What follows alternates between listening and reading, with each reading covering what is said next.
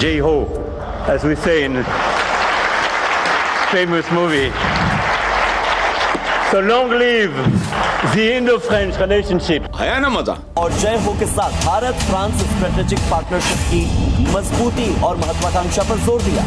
First time इतना बड़ा summit जो है वो एआई का, if I am not wrong, doctor साहब मुझे करेक्ट कर सकते हैं, कि इंडिया उसको होस्ट कर रहा है। पीएम मोदी के बारे में जो बातचीत है, इकोनॉमिस्ट के अंदर एक आर्टिकल आया है, 5 चीजें जो चाइना ने की हैं, और पीएम मोदी कहते हैं कि वो काम कर रहा है कि बजाय अपनी जाती मफादात के, अपना जाती फायदा देखते हुए वो कौमी मफाद देख रहा है, कौम का फायदा देख रहा है। मैक्रोन साहब का आना बहुत ही इम्पोर्टेंट है, खासकर कि ऑपरेशन सिंदूर के बाद से वो पहली बार आए हैं। फ्रांस के राष्ट्रपति का ये पोस्ट बताता है कि भारत के लिए उनके दिल में कितनी जगह है। अब इस बार संदेश साफ है। दूसरा, वो क्या कर रहे हैं कि वो एनुअल डिफेंस डायलॉग करेंगे डिफेंस मिनिस्टर्स के बीच में।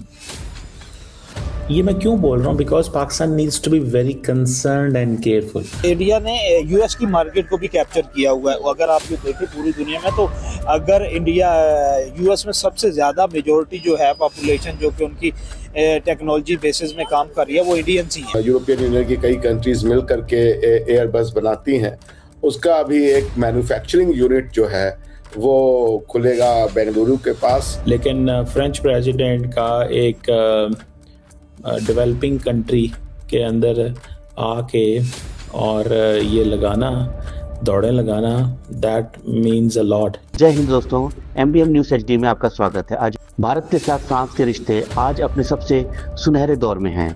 PM मोदी के न्योते पर मैक्रो साहब भारत आए और आते ही उन्होंने वो कर दिखाया जिसकी किसी ने उम्मीद नहीं की थी। मंगलवार को मुंबई में भारत फ्रांस इनोवेशन फोरम के दौरान मैक्रो ने अपनी स्पीच का अंत जय हो के नारों से किया। जैसे ही उन्होंने जय हो बोला, पूरा हॉल तालियों की गड़गड़ाहट से गूंज उठा। यहाँ तक कि PM मोदी भी अपनी मुस्कान नहीं रोक पाए। मैक्रो यही नहीं रुके, उन्होंने सोशल मीडिया पर मोदी जी के साथ फोटो डाली और कैप्शन में फिर से लिखा, जय हो। इसे कहते हैं असली दोस्ती और भारत का बढ़ता हुआ कद। वहाँ के मीडिया में चर्चा है कि पाकिस्तान का कोई भविष्य नहीं बचा। वहाँ सिर्फ कर्ज के नोटिस आते हैं, जबकि भारत में रफाल और AI की बातें होती हैं।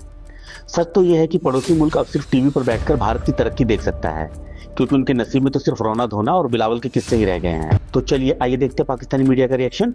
और वीडियो शुरू करने से पहले रिक्वेस्ट है कि वीडियो लाइक शेयर करें, चैनल को सब्सक्राइब करें। जय हिंद। मुझे ये भी पता है कि एयरबस, जो कि एक यूरोपियन यूनियन का जॉइंट वेंचर है, यूरोपियन यूनियन की कई कंट्रीज मिल करके एयरबस बनाती हैं, उसका अभी एक मैन्युफैक्चरिंग यूनिट जो है वो खुलेगा बेंगलुरु के पास। और जो एयरबस की H125 हेलीकॉप्टर है, उसका मैन्युफैक्चरिंग भारतवर्ष में शुरू किया जाएगा। तो yes, there are so many things जो कि इसके साथ होने वाले हैं। जी बिल्कुल, और जाहिर है कि सबकी नजरें इस तरफ ही, और जैसे आप कह रहे हैं कि फ्यूचर यही है अब, तो मगर आपको क्या लग रहा है? डॉक्टर साहब ने कहा, और अक्सर लोग जाहिर इस बात को मानते भी हैं और करते भी हैं कि AI जो है वो अब फ्यूचर है, लेकिन क्या पाकिस्तान इस तरफ काम कर रहा है? वैसे तो खैर एक न्यूज़ आई थी कि पाकिस्तान भी इस तरफ जाने की कर रहा है, लेकिन आप इस समिट को किस तरह देख रहे हैं और आपको क्या लग रहा है कि कितनी इंपॉर्टेंट है? Thank you very much. बिल्कुल, ये एक बहुत बड़ा 5 डेज का समिट है, और मैं जब इसके हवाले से पढ़ रहा था तो मतलब सब जितना भी दुनिया का मीडिया है, I think so first time इतना बड़ा समिट जो है वो AI का, if I am not wrong, doctor साहब मुझे करेक्ट कर सकते हैं, कि इंडिया उसको होस्ट कर रहा है। तो नो डाउट अबाउट दैट कि 100 ऑफ जो डिफरेंट कंपनीज होंगी दुनिया भर की, उन्होंने वहाँ पे स्टॉल्स लिए होंगे, और एक बहुत बड़ा इवेंट है, इसमें कोई डाउट नहीं है। क्योंकि AI के हवाले से इस वक्त ना, अगर मैं पाकिस्तान की थोड़ी सी बात करूं, फिर मैं उस पॉइंट पे आ रहा हूं कि उसकी इम्पोर्टेंस पे, कि जो मेट्रो बसेस चल रही हैं इस वक्त इस्लामाबाद के अंदर, तो उसके अंदर शायद 2026 में 1 डे का कोई समिट था। अभी तो खैर एक हुआ है छोटा सा, मतलब जैसे लोकल लेवल पे आप कह सकते हैं, या नेशनल लेवल पे, आई एम सॉरी, तो वो पाकिस्तान ने होस्ट किया है उस हवाले से। लेकिन ये वाला जो है ये बहुत एक ह्यूज है, ये वर्ल्ड लेवल का। इसमें शायद दुनिया भर की जो बड़ी कंपनीज है, सब ने अपनी प्रेजेंस शो की है। अच्छा, मैं निकेशिया पे पढ़ रहा था कि लोगों के कंसर्न्स भी हैं।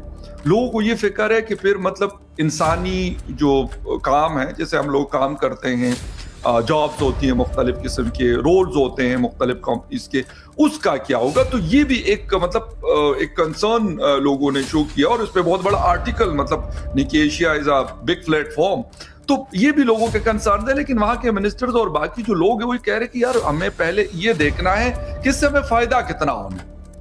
मतलब अगर हम इसको फॉर एग्जांपल लागू करते हैं, किसी प्रोडक्शन यूनिट को एआई के जरिए हम चलाते हैं, उससे हमें कितना फायदा होगा, ये अहम है। फिर दूसरी चीज, जो शायद वो काम जो इंसान इजीली नहीं कर सकता वो एआई के जरिए हम उसको करते हैं। यानी यहाँ तक हमने अभी रिसेंटली तो देखा कि दुनिया भर में इवन एंकर्स को एआई एंकर्स बिठाए गए, हमने मीडिया में देखा। मतलब बड़ा हैरान हुआ मैं, गो कि कुछ ज्यादा सक्सेसफुल नहीं हुआ वो तजुर्बा। इंडिया में भी हमने देखा, इवन पाकिस्तान में भी देखा, बाकी दुनिया में भी देखा, लेकिन वो फ्लॉप हो गया, वो नहीं चला। मतलब अगर हम कहें कि एआई वहां पे, यानी मेरा आपका या डॉक्टर साहब का कोई एआई वर्जन बना हुआ और वहां पे बैठे हुए और वो बातें करें, तो जो मर्जी कह दे, लेकिन वो जगह रिप्लेस नहीं कर सका, मतलब मैं ये कहूंगा। लेकिन बाकी बहुत सारी जगहों पे, बहुत सारी छोटी बड़ी ऐसी जगह हैं, ऐसी चीजें हैं, ऐसी जॉब्स हैं जो गालिबन खत्म हो रही है और बहुत तेजी के साथ खत्म हो रही है, उसकी रिप्लेसमेंट हो रही है। उस पे उसके जरिए बहुत सारे चीजें हम देख रहे हैं। वो मतलब आपके ऑटोमोबाइल से लेके जो एविएशन इंडस्ट्री है, आपकी स्पेस इंडस्ट्री है, आपकी जो मतलब जिस तरह एयरबस का डॉक्टर साहब ने जिक्र किया, कोई जगह ऐसी नहीं है जो एआई से लिंक ना हो।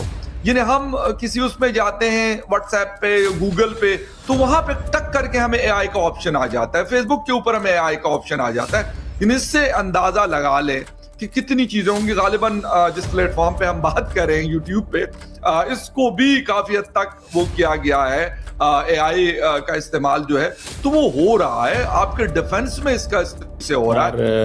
अमीर हुसैन, ये एक वीडियो मेरे पास आई है जिसमें फ्रेंच प्रेसिडेंट एमैनुअल मैक्रोन जो है वो मुंबई की सड़कों पे घूम रहे हैं, दौड़ें लगा रहे हैं। और दूसरा हमारा टॉपिक ये भी है कि आज इमरान खान के हवाले से जो फॉर्मर कैप्टन्स थे, उन्होंने पाकिस्तानी गवर्नमेंट को ख़त लिखा है कि मुझे के इमरान खान को इमीडिएट मेडिकल अटेंशन दी जाए। ये साबका कैप्टन्स को क्यों ख़त लिखना चाहिए था पाकिस्तानी? ये 14 फॉर्मर कैप्टन्स हैं और ये ज़्यादा जारी गल है, इम्पॉर्टेंट है कि ये सारे इमरान खान के ख़िलाफ़ खेलते रहे। बहरहाल उस पर भी बात करते हैं, लेकिन ये देखें जनाब, ये बड़ी इंटरेस्टिंग खबर है कि मैक्रोन जो है वो ऑन द स्ट्रीट्स ऑफ जो जिसे कहते हैं ना मुंबई, वो जनाब दौड़ें लगा रहा है। ये आप देखें, उसका स्टाफ साथ है। अगर आपको वीडियो पसंद आए तो चैनल को सब्सक्राइब करें और बेल आइकन को जरूर दबाएं ताकि आपको ऐसे ही लेटेस्ट वीडियो की नोटिफिकेशन मिलती रहे। Thank you for watching. मैं हूं विवेक, मिलते हैं नेक्स्ट वीडियो में। Stay updated and stay safe.